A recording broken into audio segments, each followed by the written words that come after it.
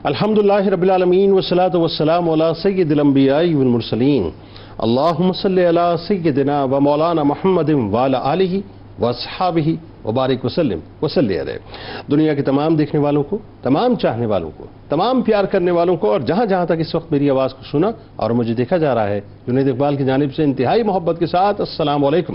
ایک بار پھر ناظرین، آپ کو پر نور صبح نور کے ساتھ میں دل کی عطا گہرائیوں سے خوش آمدید کہتا ہوں، اور آئیے بلا توقف چلیں حضرت ابو انیس محمد برکت علی علیہ رحمہ کی تالیف اسماء النبی کریم صلی اللہ علیہ وآلہ وسلم سے رسول اللہ صلی اللہ علیہ وآلہ وسلم کے اسم مبارک پڑھنے اور سننے کی سعادت حاصل کرتے ہیں۔ سیدنا المذکر صلی اللہ علیہ وآلہ وسلم، ہمارے سردار نصیحت فرمانے والے، درود و سلام بھیجے اللہ آپ صلی اللہ علیہ وآلہ وسلم پر، آپ صلی اللہ علیہ وآلہ وسلم کے آل پاک پر اور صحابہ کرام رضوان اللہ تعالی علیہم اجمعین پر۔ ایک مرتبہ حضور نبی کریم صلی اللہ علیہ وسلم نے حضرت سعد بن ابی وقاص رضی اللہ تعالیٰ عنہ سے ارشاد فرمایا کہ اے سعد، یاد رکھو کمزور اور ضعیف لوگوں کی وجہ سے ہی تمہیں نصرت عطا کی جاتی ہے اور ان کے وسیلے سے ہی تمہیں رزق دیا جاتا ہے۔ ناظرین کرام، آج جس موضوع پہ ہم بات کرنے والے ہیں اس موضوع کا براہ راست تعلق زمینداروں سے ہے، اس موضوع کا براہ راست تعلق کسانوں سے ہے، اس موضوع کا براہ راست تعلق فیوڈل سے ہے صاحب۔ ظاہر ہے جن کے پاس زمینیں ہیں، جو زمین پہ کاشتکاری کرتے ہیں، اللہ تبارک و تعالیٰ نے ان کو چاہے ایک ایکڑ ہو، چاہے ہزاروں کی صورت میں، ایکڑ کی صورت میں ان کے پاس زمینیں موجود ہوں تو زمینیں عطا کی ہیں۔ آج کا موضوع بنیادی طور پہ ان سے متعلق ہے، یعنی عشر کے جو احکام ہیں اور اس کے جو مسائل ہیں اس پہ ہم گفتگو کریں گے، اور انتہائی اہم ترین موضوع ہے۔ ظاہر یہ اللہ کا کرم ہے اس سرزمین کے اوپر ناظرین، آپ کو پتہ ہے کہ 47% کے قریب جو ہماری آبادی ہے پاکستان کی، یعنی اراضی جو ہے وہ آپ کی جو ہے زراعت کے اوپر بیس کرتی ہے، اور پاکستان کا جو ٹوٹل جی ڈی پی ہے وہ اگر میں اس اعتبار سے بات کروں تو 22% آلموسٹ جو ہے وہ ایگریکلچر کے اوپر بیس کرتا ہے، یعنی اتنی امپورٹنس ہے اس موضوع کی جس پہ آج ہم بات کرنے والے ہیں۔ معاملہ یہ ہے، یہ جو سونا چاندی ہے، یہ جو کرنسی ہے، یہ جو مال و دولت ہے، یہ جو باغات ہیں، یہ جو فصلیں ہیں، یہ جو کھیت کھلیان ہمیں نظر آتے ہیں، اگر ایک جملے میں اس کو پرونے کی میں کوشش کروں نا تو یہ سب اللہ کی عطا کردہ نعمتیں ہیں جو اللہ تبارک و تعالیٰ میں عطا کرتا ہے، اور اللہ تعالیٰ کا یہ خاص فضل ہوتا ہے کہ اللہ تبارک و تعالیٰ جب نعمتیں عطا کرے تو انسان اس کی نعمتوں کا شکر ادا کرے۔ نعمتوں کے شکرانے کے کئی طریقے ہیں ناظرین۔ ایک طریقہ یہ ہے کہ جب آپ جسمانی طور پہ شکرانہ ادا کرتے ہیں تو آپ اللہ کی بارگاہ میں سربسجود ہو جایا کرتے ہیں، اور جب آپ مالی طور پہ شکرانہ ادا کرتے ہیں تو اللہ کے جو وہ احکامات ہیں جس میں خاص طور پہ اللہ تعالیٰ نے یہ انفاق فی سبیل اللہ کا ایک پورا سسٹمیٹک وے میں ایک میکانزم ہمیں بنا کے دیا ہے کہ جس میں زکوٰۃ بھی ہے، جس میں صدقات بھی ہیں، جس میں عشر بھی شامل ہے، یہ پورا ایک میکانزم ہے۔ آپ اس پر عمل کرنا شروع کر دیتے ہیں اور اللہ کو راضی کرنا شروع کر دیتے ہیں، جیسا کہ سورہ نور کی آیت نمبر 33 میں آتا ہے کہ اور ان کو اللہ کے اس مال میں سے دو جو اس نے تم کو عطا کیا ہے، یعنی اللہ چاہتا ہے کہ جو اللہ نے مال آپ کو عطا کیا ہے اس میں سے آپ اللہ کی بارگاہ میں یعنی اللہ کے بندوں کو دیں۔ اسی طرح سے سورہ قصص کی آیت نمبر 77 میں اللہ فرماتا ہے جو کچھ اللہ نے آپ کو دیا ہے اس کے ذریعے آخرت کے گھر کو حاصل کرو۔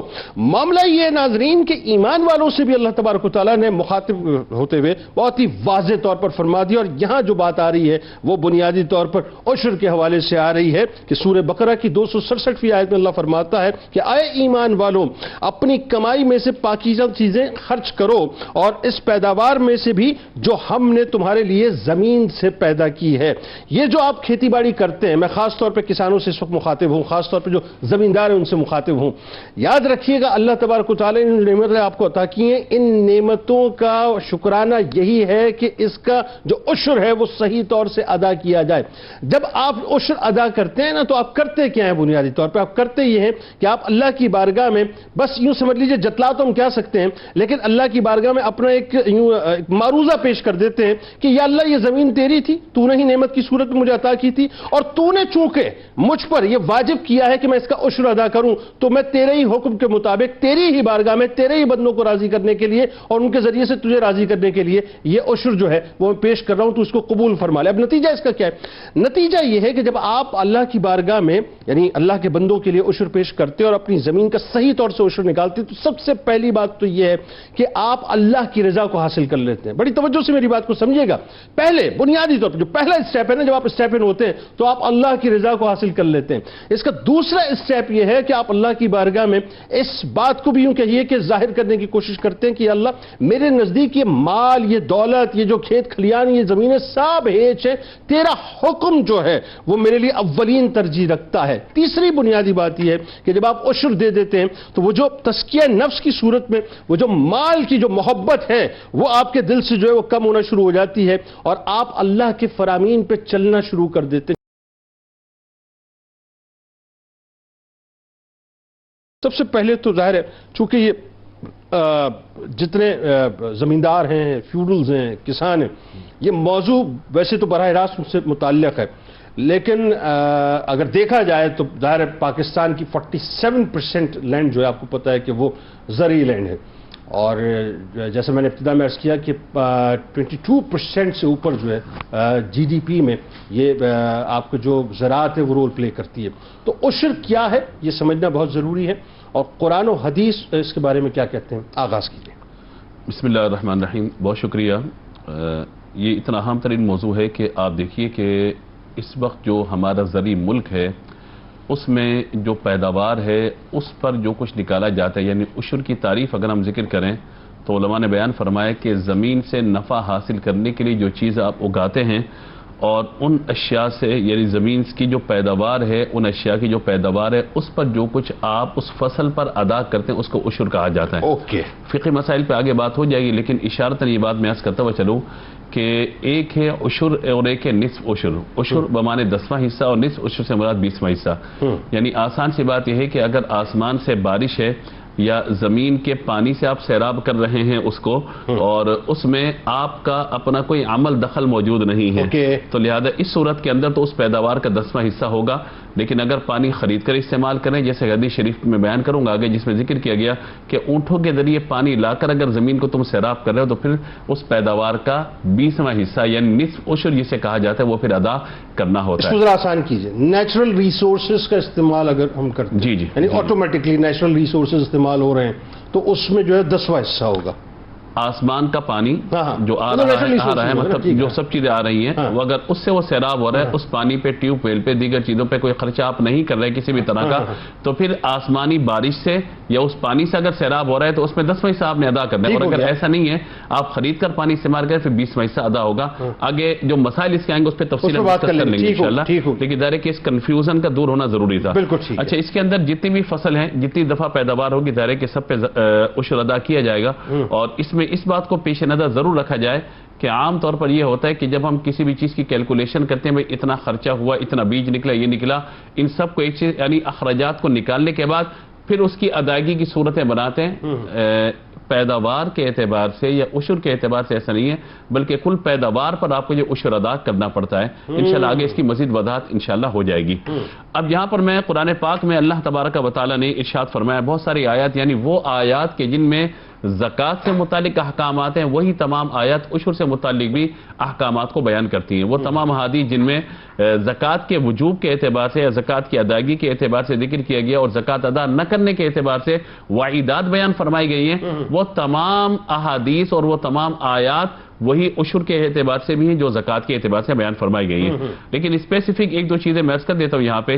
ایک بات تو یہ ہے کہ قرآن پاک میں اللہ تعالیٰ نے سورۃ الانعام کی آیت نمبر 141 میں ارشاد فرمایا وَآتُوا حَقَّهُ يَوْمَ حَصَادِهِ، فرمایا کہ کھیتی کٹنے کے دن اس کا حق ادا کرو. کھیتی کٹنے کے دن اس کا حق ادا کرو. اس سے مراد کیا ہے؟ اسپیسیفک یہ جی حضرت عبداللہ بن عباس اللہ تعالیٰ عنہما اس حوالے سے بیان فرماتے ہیں اپنی تفسیر میں، فرماتے ہیں کہ اس حق سے مراد یہ ہے کہ اس دن اپنے مال کا، اپنی پیداوار کا عشر ادا کرو.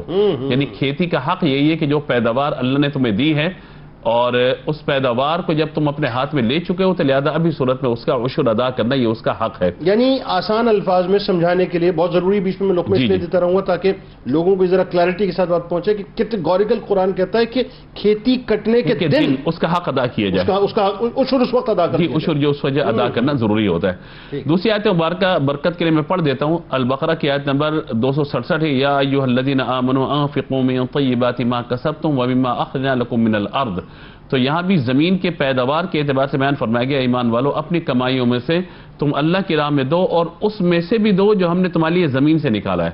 تو بعد مفسرین نے لکھا یہاں زمین سے مراد نکالنے سے مراد وہ زمین کی پیداوار ہے کہ جو آپ اناج کی صورت میں، غلے کی صورت میں اور پھل فروٹ کی صورت میں نکالتے ہیں، کھیتی باڑی کرتے ہیں، اس سے جو کچھ اللہ تعالیٰ تمہیں عطا فرماتا ہے اس پر تمہیں پھر ادا کرنا لازم ہو جاتا ہے۔ ایک کنفیوژن دور کریں جی، یہ زمین کی پیداوار ہو گئی، جی جی سیم ڈے عشر ادا کر دیا، جی جی ٹھیک ہے جی۔ اب بات یہ ہے کہ اس سے جو نفع ہوا وہ مال بکا، ٹھیک ہے جی، وہ مال میرے پاس سال بھر تک رکا، اب کیا اس مال پہ میں زکوٰۃ بھی دوں گا؟ دیکھیں زکوٰۃ کے مصارف الگ ہیں، عشر کے مصارف الگ ہیں۔ اس وقت ہم خاص بات کر رہے ہیں عشر کے اعتبار سے کہ جو یہاں پر میں نے بات عرض کی آپ کو کہ زمین میں جو کچھ آپ نے لگایا اس سے جو کچھ آپ نے نفع حاصل کیا، یعنی خاص طور پہ اناج کے اعتبار سے، سبزیوں کے اعتبار سے، دیگر چیزوں کے اعتبار سے جو پیداوار کی بات کی جاتی ہے زمین سے نفع حاصل کرنے کے لیے، میں نے گھاس لگا دیا زمین میں اپنے جانوروں کو کھلانے کے لیے، تو اس پہ عشر نہیں ہے معاملہ یہاں پر جو ہے وہ غلہ اور اناج وغیرہ کا خاص طور پہ ذکر فرمایا گیا، یعنی وہ چیزیں جو خاص طور پر ہم کھانے پینے کے لیے یا اس سے اپنے کاروبار کے لیے چیزوں کو ہم استعمال کیا جاتا ہے۔ میرے پیارے آقا صلی اللہ تعالیٰ علیہ وآلہ وسلم ارشاد فرمایا، حضرت جابر رضی اللہ تعالیٰ بیان کرتے ہیں صحیح مسلم کتاب الزکوٰۃ کی حدیث مبارکہ ہے کہ جن زمینوں کو دریا اور بارش سیراب کر دے ان میں تم عشر ادا کرو، اور جو زمینیں اونٹ کے ذریعے تم سیراب کرو ان میں نصف عشر ادا کیا جائے۔ دوسری بات حضرت عمر فاروق اعظم رضی اللہ تعالیٰ عنہ فرماتے ہیں کہ خشکی اور تری کے اندر جو مال تلف ہوتا ہے، حضور نے ارشاد فرمایا وہ اسی وجہ سے ہوتا ہے کہ جو اپنے مال کی زکوٰۃ ادا نہیں کرتا۔ حضرت سیدنا حسن رضی اللہ تعالیٰ بیان کرتے ہیں کہ زکوٰۃ دے کر اپنے مالوں کو اپنے قلعوں کے اندر مضبوط کر لو، اپنے بیماروں کا علاج صدقے سے کرو، اور اگر بلا تم پہ نازل ہو جائے تو دعا و گریہ زاری سے اور استعانت کے ذریعے تم مدد طلب کرو۔ یہاں میں اس بات کو بھی عرض کرنا چاہتا ہوں کہ بعض اوقات جو اس آیت مبارکہ آیت نمبر 267 میں فرمایا گیا وَلَا تَيَمَّمُوا الْخَبِيثَ، جب دینے کا موقع ہے تو خبیث مال مت دو، کہ اگر وہ مال تمہیں دیا جائے تو تم اس کو قبول نہ کرو۔ خبیث مال سے مراد کیا ہے کہ اچھی گندم، اچھا غلہ، اچھا اناج ایک طرف کر لیا، اور جو خسیس اور وہ یعنی سمجھیے کہ اچھا نہیں ہے وہ اٹھا کر کے عشر کے طور پہ دے دیا، تو یہ بھی قطعاً مناسب معاملہ نہیں ہے۔ بہت اچھی وضاحت آپ نے فرمائی۔ مینز بات یہ ہے کہ جس وقت جیسے ہی کٹائی اور جو ڈے ہے اس ڈے میں اس کو وہی بات ہے کہ مرج کرو، مرج کر کے اس میں سے ظاہر پھر ہم بات کر لیتے ہیں کہ وہ 10واں حصہ 20واں حصہ اس کی ڈیٹیلز مزید کر لیتے ہیں۔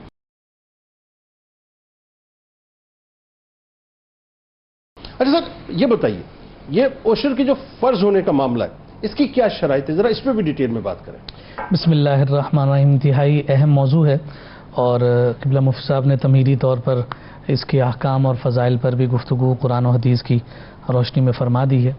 دیکھیے عشر کے فرائض یا عشر کے فرض ہونے کے اعتبار سے جب ہم بات کرتے ہیں تو عمومی طور پر یہ ذہن میں ہمارے ہوتا ہے کہ عشر زکوٰۃ ہی ہے، یعنی زمین کی پیداوار جو ہے اس میں جو حصہ نکالا جاتا ہے اس کو عشر کہتے ہیں، اور جو زکوٰۃ ہے وہ ہمارے پاس جو سیونگز ہوا کرتی ہیں اور اس سیونگ پر اگر سال گزر جاتا ہے تو اس کے بعد اس پر زکوٰۃ دی جاتی ہے۔ یعنی زمین کی پیداوار پہ جو مال نکال رہے ہیں وہ زکوٰۃ ہے، وہی عشر ہے بنیادی۔ جی، لیکن اس میں شرائط میں کچھ تبدیلی آتی ہے جس کی وجہ سے زکوٰۃ اور عشر کو بائفرکیٹ کرتے ہیں، جدا جدا کرتے ہیں۔ جب فرض ہونے کی شرائط کی ہم بات کرتے ہیں تو سب سے جو پہلی شرط عشر کے فرض ہونے کے لیے ہے وہ یہ ہے کہ دینے والا مسلمان، چونکہ یہ عشر کی ادائیگی جو ہے یہ عبادت ہے، اور اس مال کا نکال کر اللہ کی راہ میں خرچ کرنا چونکہ عبادت کے ضمن میں آتا ہے، اور عبادت کا تعلق جو ہے وہ ایمان کے ساتھ ہے، اس لیے فرمایا کہ کافر جو ہوا کرتا ہے وہ عبادت کا اہل نہیں ہے، اس لیے کافر پر عشر نہیں ہوتا، اور مسلمان کا ہونا شرط ہے کہ وہ عشر ادا کرے گا عبادت کی نیت سے، اور وہی عبادت کا اہل ہے۔ دوسری جو شرط ذکر کی جاتی ہے وہ یہ ہے کہ چونکہ زمین کی 3 مختلف قسمیں ذکر کی جاتی ہیں، ایک عشری زمین، دوسری خراجی زمین، اور تیسری کہ نہ وہ عشری ہے اور نہ ہی خراجی ہے۔ اچھا اس سے مراد کیا ہے؟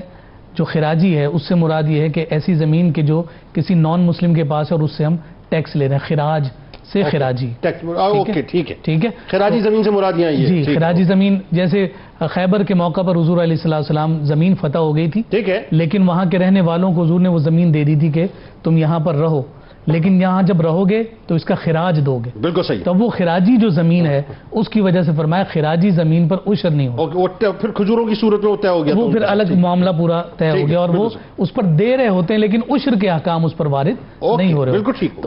تو کہا کہ یہ عشر کے فرض ہونے کے لیے جو دوسری شرط ہے وہ یہ ہے کہ وہ جو زمین ہے وہ عشری زمین ہو، خراجی زمین نہ ہو۔ تیسری ذکر کیا گیا کہ زمین سے پیداوار کا ہونا، یعنی پیداوار ہو بھی صحیح، یعنی مثال کے طور پر کسی نے کوشش کی، محنت کی، لیکن پیداوار نہیں ہوئی، اس نے گندم کے لیے جو ہے نا وہ دانہ ڈالا ہے، لیکن کوئی بھی وجہ بن گئی، کوئی سبب بن گئی، یا تو اس کی رکھوالی کرنے والے نے کوتاہی برت لی، اس نے اپنے کھیت کی خبرگیری نہیں کی، یا کوئی ایسا سبب یا کوئی ایسی آفت آ گئی کہ وہ ساری فصل جو ہے اس کی تباہ ہو گئی، ختم ہو گئی، سیم تھور نے تباہ کر دیا، جی کچھ بھی، تو اس صورت میں کہا کہ وہ عشر جو ہے وہ ساقط ہو جاتا ہے۔ اوکے، اچھا، ٹھیک ہے، تو اب ایسا نہیں ہے کہ اس نے اگر لگایا ہے اور وہ ضائع بھی ہو گیا تو اس کے بعد بھی آپ کہیں کہ جناب تم پر عشر تھا، تم نے نکالا نہیں، وہ تو ضائع کیے بیٹھا ہے، یعنی رزلٹ پر، یعنی پیداوار پہ جو ہے عشر۔ بالکل ٹھیک ہے۔ تو تین چیزیں ہوں گی، پہلی نمبر ایک مسلمان ہونا، نمبر دو زمین کا عشری ہونا، اور نمبر تین جس زمین سے عشر نکالنا ہے اس پر پیداوار بھی ہونا۔ اور چوتھی چیز ذکر کی گئی کہ پیداوار ایسی چیز کی ہو کہ جس کو اگانے کا رواج ہو، اوکے، اور پھر جو اگایا جا رہا ہے اس سے آمدن کی غرض بھی داخل اور شامل ہو۔ اچھا، یہ شرط ہے، جی، یعنی اس سے اس نے پروفٹ لینا ہے، اس کو بیچ کر اس سے مال کمانا ہے، اس سے نفع حاصل کرنا ہے۔ اس کی مثال یوں ہے کہ جیسے عادتاً چیزیں کاشت کی جاتی ہیں اور اس سے نفع اٹھایا جاتا ہے، گندم ہے، کپاس ہے، یہ ساری چیزیں یہ عادتاً میں داخل ہے کہ اس کو اگانے کا رواج ہے۔ اچھا، اسی کے ساتھ ساتھ کچھ جو ہے وہ خردر و گھاس یا بیکار قسم کی جھاڑیاں اور درخت وغیرہ اگاتے ہیں، تو کہا کہ چونکہ اس سے نفع حاصل کرنے کی غرض نہیں ہے تو ایسی گھاس وغیرہ پر جو ہے وہ عشر نہیں ہوتا۔ اچھا، فرض کیجئے کہ ایک شخص ہے، وہ اپنی بس اس کا مزاج ہے، اس کو اچھا لگتا ہے کہ ایک آدھ ایکڑ کا ٹکڑا لے لیا اور اس کے اوپر مختلف قسم کی چیزیں اس نے اگائی ہیں، تو کیا اس کے اوپر بھی وہ دے گا عشر کیا؟ جی بالکل، اگر وہ زمین اس کی آمدن ہی کی نیت سے آمدن نہیں، کاشت کر رہا ہے نا، زمین سے پیداوار تو حاصل کدھر کرے گا وہ؟ اچھا، کرے گا کہاں؟ سوال ہے، جو اس نے اگایا کرے گا کدھر؟ تو بہت سے لوگ جو ہے وہ فارم ہاؤسز لے لیتے ہیں، اس میں مطلب پیداوار بھی کرتے ہیں، اس طرح سے کیا پیداوار کریں گے؟ دھنیا اگائیں گے، ہاں، گندم اگائیں گے، سبزیاں اگا لیتے ہیں لوگ، فروٹس مطلب کھائیں گے ہی نا، کاٹ کے پھینک تو نہیں دیں گے، استعمال ہی کریں گے نا، اس سے نفع حاصل کریں گے، تو اب وہ جو پیداوار ہے وہ نفع کی غرض سے ہی ہوئی۔ اوکے، مطلب نفع سے مراد آپ کی یہاں پہ یہ ہے؟ جی بالکل، میں نوٹ کی صورت میں نفع کی سوچ رہا تھا میں، ہاں وہ نوٹ بھی تو ظاہر سی بات ہے، اچھا، نفع کسی بھی، اس کا مطلب یہ ہوا کہ پرائیویٹ زمینیں جو کہ لوگوں نے ویسے رکھی ہوئی ہوتی ہیں، شوق ہوتا ہے بھائی ہم جاتے ہیں ہائی وے پہ اپنی زمین پہ جا کے کچھ بھی کاشت کروا دیا، اگا دیا، تو وہ جو اس کی کٹائی ہوگی اس پہ بھی عشر ان کو دینا، بالکل عشر دے۔ اوکے، یہ بڑی اہم بات ہے۔ جی، اس میں ایک بات کا خیال رکھا جاتا ہے، وہ یہ ہے کہ جیسے مثال کے طور پر کسی کا گھر ہے اور اس کے گھر میں بہت بڑا سا اس کا صحن ہے، اور اس صحن کے اندر بھی اس نے کچھ چیزیں اگائی، اب وہ جو اس کا صحن ہے وہ 2 ایکڑ کا بھی ہو سکتا ہے، اب اس گھر کے اندر کے حصے میں جو اس نے اگایا ہے اس کے بارے میں شرعی حکم ہے کہ وہ گھر کے تابع چیز ہو گئی، اچھا، تو گھر پر زکوٰۃ نہیں ہوتی۔ اوکے، بات سمجھے؟ اوکے، اب جی، اب چونکہ فارم ہاؤسز جو ہیں اگر وہ رہائش کی غرض سے اس کا سلسلہ ہے، رہائش کی غرض کے ہوتے ہیں نارملی، نہیں وہ تو ایک وقتی طور پر جا رہے ہوتے ہیں، تو باقاعدہ رہائش تو وہ اختیار نہیں کی جا رہی ہوتی، تو وہ اس کے حکم میں نہیں ہوتا۔ تو اب یہ زرعی زمین اور گھر کے صحن کی جو زمین کی جو کاشت ہے اس میں یہ فرق آ جاتا ہے کہ اس کے اندر جو چیز اگے گی، گھر کے اندر جو چیز اگے گی وہ پھر گھر کے تابع ہے، اور جس گھر میں وہ رہ رہا ہے اس پر زکوٰۃ، یعنی اگر 2000 گز کا بنگلہ ہے، وہاں کا بہت بڑا صحن ہے، وہاں پہ کچھ چیزیں آپ اگا رہے ہیں تو چونکہ گھر کے تابع تو وہاں نہیں ہو، اس پر زکوٰۃ۔ لیکن آپ کا فارم ہاؤس جو زرعی زمین ہے، فارم ہاؤس وغیرہ اس نے رکھا ہوا ہے، زرعی زمین ہے، اب اس سے جو کاشت حاصل کی جا رہی ہے اس پر اسے عشر ادا کرنا ہوگا۔ ٹھیک۔ اچھا، پھر اس کے بعد چوتھی چیز جو ذکر کی گئی، چوتھی یہ ہو گئی کہ اس کو اگانے کا رواج ہو اور ساتھ ساتھ آمدن کی غرض بھی ہو۔ یہاں اس بات کو بھی ذکر کیا گیا کہ اگر کوئی شخص زمین میں بانس یا گھاس آمدن کی نیت سے لگاتا ہے، ایک تو وہ گھاس نکلی جو خرد ہوتی، کسی کام کی نہیں ہے، وہ ہوگی تو آپ نے کہا جناب اس پر وہ نہیں، لیکن آپ نے گھاس اس نیت سے لگائی کہ اس سے آمدن حاصل ہو، بانس اس لیے لگایا کہ اس سے بڑے جو بیمبوز لگاتے ہیں، جی بالکل، تو اس پر بھی اسی طرح سے زکوٰۃ ادا کی جائے گی۔ اگر خود بخود کوئی درخت اگا ہے تو اس پر زکوٰۃ نہیں ہوگی۔ یہ بات ذکر کر کے بالکل آخری ایک بات ذکر کر دوں، جب زکوٰۃ کی ہم بات کرتے ہیں یا احکام شریعت کی ہم بات کر رہے ہوتے ہیں تو اس میں عاقل یعنی صاحب عقل اس کا ہونا اور بالغ یہ شرط لگائی جاتی ہے احکام شریعت میں عمومی طور پر. یہاں ذکر کیا کہ اگر کوئی شخص نابالغ ہے یعنی کوئی بچہ ہے اس کی زمین ہے اور اس پر کھیتی باڑی کی گئی ہے تو پھر اس کو نابالغ ہونے کی ایگزیمپشن نہیں دی جائے گی, اس پر بھی والی زکوٰۃ ادا کریں گے. اسی طرح سے کوئی مجنون دیوانہ پاگل ہے, اس کی زمین پر پیداوار ہوئی ہے تو اس کے جو والی ہوں گے وہ بھی اس پر زکوٰۃ عشر ادا کر رہے ہوں. اچھا اب آگے چلیے صاحب, آئیے اب عشر کی مقدار پہ بات کرتے ہیں. اس کے بارے میں مفتی صاحب ذرا بتائیے کہ اس کا جو تعین ہم کریں وہ کیسے کریں گے, اس کی ذرا ڈیٹیل میں بتائیے. سب سے پہلے تو میں بہت شکریہ ادا کرتا ہوں آپ کا کہ پہلی مرتبہ جو ہے میں اس پروگرام کا حصہ بن رہا ہوں کہ جو میں بارہا دیکھتا رہا. بہت شکریہ. اور یہ وہ پروگرام ہے جو صبح نور کا, جس کا میں فیڈ بیک مجھے بہت سے لوگوں سے ملتا رہا کہ یہ ہماری قوم کو ایجوکیٹ کر رہا ہے.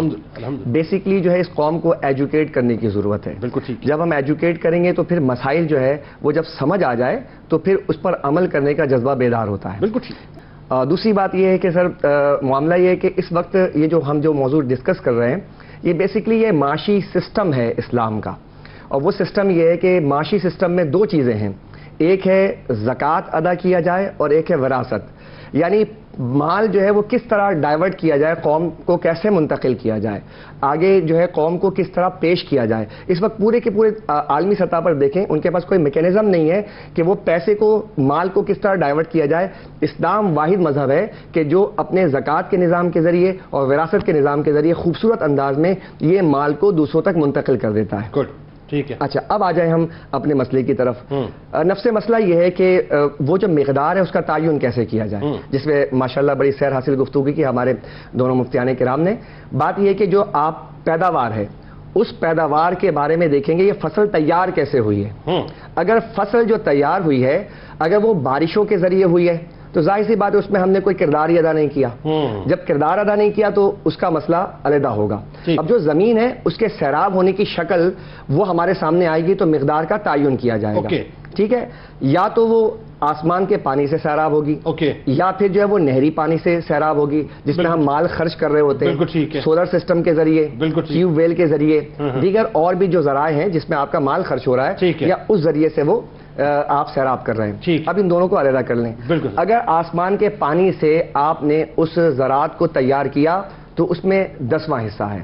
اوکے, اب 10ویں حصے سے مراد کیا؟ اب 10ویں حصے سے مراد یہ کہ 10 من گندم حاصل ہوا. ٹھیک ہے, فرض کیجیے. ہاں, مثال کے طور پر ہم ایک ایگزامپل سیٹ کر لیتے ہیں. 10 من کہ 10 من جو ہے وہ گندم ہے. اب 10 من میں جو اس کو 10 حصے کریں گے ہم. اوکے, تو جب 10 حصے کر لیں گے تو جو 10واں حصہ یعنی ایک حصہ ہے وہ 10واں حصہ کہلائے گا. اوکے, تو اب وہ ہم کیا کریں گے, وہ 1 من ہو گیا. وہ 1 من ہوگا. تو وہ 1/10. بالکل 1/10. تو وہ ہم عشر کے طور پر ادا کریں گے. اوکے. اب اگر اور وہی بات کہ اس میں سے ہلکا مال نہیں, ہلکا اس کو پورا مکس کر کے مرج کر کے جو بہترین ہے وہ نکالا جائے گا. بالکل. اور ساتھ میں یہ بھی کہ یہ پہلے ادا کیا جائے گا. یہ پہلے ادا کیا. یہ شرط ہے. جی, یہ شرط ہے. کھاد پہ استعمال کیا گیا, بیج بوائی پہ استعمال کیا گیا, خودرو پودے اگے اس کو کٹائی پہ استعمال کیا گیا یا پھر اسپرے کرنے پر استعمال کیا گیا, وہ سب بعد میں ہوں گے. پہلے آپ نے عشر ادا کرنا ہے. سب سے پہلے عشر ادا کرنا. یہ آپ احکامات میں سے شامل. جی جی بالکل. جیسے کہ ہم وراثت کے مسئلے میں کیا ہوتا ہے کہ وہ وراثت کی تقسیم بعد میں ہوگی. سب سے پہلے اس وراثت کے مال میں سے ہم تجہیز و تکفین کریں گے. سب سے پرائرٹی ہے اس کا قرض ادا اتاریں گے. ترجیحات کو سمجھا جائے. اوکے, ترجیحات کو سمجھا. یہاں ترجیح اللہ نے یہ فرمائی کہ سب سے پہلے عشر نکال دو. ہاں جی, آیا مال آیا اور پہلے آپ نے اس کو 10واں حصہ کیا, آپ تقسیم کیجئے, اب آپ دیگر معاملات کیجئے. اور یہ میرا خیال ہے جو کسان زمیندار جو فیوڈلز ہیں وہ سن رہے ہوں گے تو بہت انفارمیشن ان تک یہ پہنچ رہی ہے. جی بالکل بالکل. اچھا, اور بتائیے. اب دوسرے نمبر پر جو دوسرا مسئلہ یہ ہے کہ اگر وہ نہری زمین ہے اور اس کو آپ نے جو ہے اپنے طور پہ ضرورت آپ نے پیدا نہیں کی بلکہ ضرورتاً آپ نے اس کو لیا ہے, مثال کے طور پہ پانی ہے, اس پہ خرچہ ہو رہا ہے, آپ نے پانی خریدا ہے, ٹیوب ویل وغیرہ کے ذریعے لیا ہے, سولر سسٹم کے ذریعے لیا ہے, تو اب اس میں جو ہے یہ عشر نہیں ہوگا بلکہ اس میں اب 20واں حصہ ہوگا. اچھا, یعنی کہ نصف عشر کہلائے گا وہ. نصف عشر کہلائے گا. نصف عشر کا مطلب کیا ہوگا؟ اب یہ ہوگا کہ ویسے میں جو سمجھ رہا ہوں آپ کی تو آدھا عشر. آدھا عشر ہو جائے گا, اس کا آدھا ہو جائے گا. یعنی اگر 10 من ہے تو 5 من دینا پڑے گا. اسلام نے نہیں, اس کا یہ مطلب نہیں, یعنی 1 من کا آدھا. میں یہ سمجھ رہا ہوں 1 من کا آدھا. اب اس کو اچھا اس 1 من کا عشر کا آدھا ہو جائے گا. اس کا آدھا ہو جائے گا. اچھا اس کو ہم اور آسان کر لیتے ہیں, اس فارمولے کو اور آسان کر لیتے ہیں. مثال کے طور پہ میں 10,000 روپے اس کو پیسوں کی مد میں لے آتے ہیں کہ وہ 1 من 10,000 روپے کا ہے.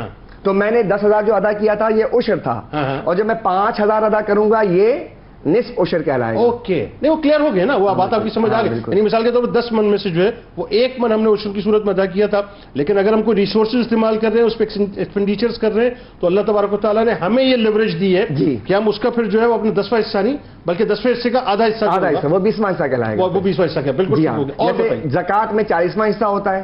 اب یہاں پر دیکھیں 10واں حصہ, اور پھر جناب آپ نے یعنی فیسیلیٹ کیا اسلام نے کہ اگر آپ نے اس کو پیسوں سے خریدا ہے پانی کو, اور اس پہ سیراب کرنے میں آپ نے اپنے ایفرٹس یوز کیے ہیں, تو اس صورت میں آپ کو پھر 20واں حصہ ادا کرنا پڑے گا. اب اگلا مسئلہ, یا تو بارش بھی ہو گئی اور ہم نے جناب ٹیوب ویل سے بھی استعمال کیا, اب کیا کیا جائے؟ تو اب اس میں دیکھا جائے گا کہ اکثر جو پانی یعنی جو ہمارا پھل تیار ہوا وہ اکثر حصہ وہ کس سے تیار ہوا؟ یعنی بارش سے بھی ہوا, ٹیوب ویل کا استعمال بھی ہوا. اگر بارش سے ہوا تو اکثر حکم الکل, تو اکثریت کا خیال کیا جائے گا. اکثر بارش سے ہوا تو 10واں حصہ, اور اکثر جو ہے اپنے ایفرٹ سے استعمال کیا, پیسے سے استعمال کیا تو 20واں حصہ. اچھا اس کے لیے پھر کسی مفتی کا جانے کی ضرورت نہیں ہے, یہ اندر کا مفتی ہے جو آپ کو تقویٰ اور فتویٰ خود بتا دے گا, چونکہ آپ ہی استعمال کر رہے تھے اور آپ ہی فیصلہ کریں گے, آپ ہی فیصلہ کریں گے. اچھا اس میں ایک مسئلہ اور بھی ہے, اب برابر ہوا. مثال کے طور پر کیا کریں گے؟ آدھا حصہ جو ہے وہ بارش کے پانی سے اور آدھا حصہ نہری سے, تو اس میں آدھا آدھا ہوگا. آدھے حصے میں ہم کیا کریں گے, 10واں حصہ دیں گے, اور آدھے میں جو ہے ہم اگین وہی بات, وہ اندر کا مفتی. اندر کا مفتی. بہت شکریہ آپ تینوں آپ کا تشریف لائے, اور بڑی زبردست گفتگو رہی. اور اگین وہی بات, جتنے بھی کسان بھائی ہمیں دیکھ رہے ہیں اس وقت, زمیندار دیکھ رہے ہیں, میں اگین وہی ریکویسٹ کروں گا عشر ادا کیجئے, پراپر ادا کیجئے جیسا ادا کرنے کا حق ہے. ایک تو یہ کہ اللہ سے آپ کی کنیکٹیویٹی ہو جائے گی, اس کی رضا مل جائے گی, اور دوسری بات یہ کہ آپ کو جتنا بھی پیداوار اور زمین ہے نا, اس کی انشورنس تو آپ نے سمجھ لیجئے کرا لی پیداوار کی, بس یہ ذہن میں رکھیں. پھر آپ دیکھیے صاحب, طوفان, پریشانی, یہ ساری جو ہیں آزمائشیں وغیرہ انشاءاللہ آپ سے دور رہیں گی.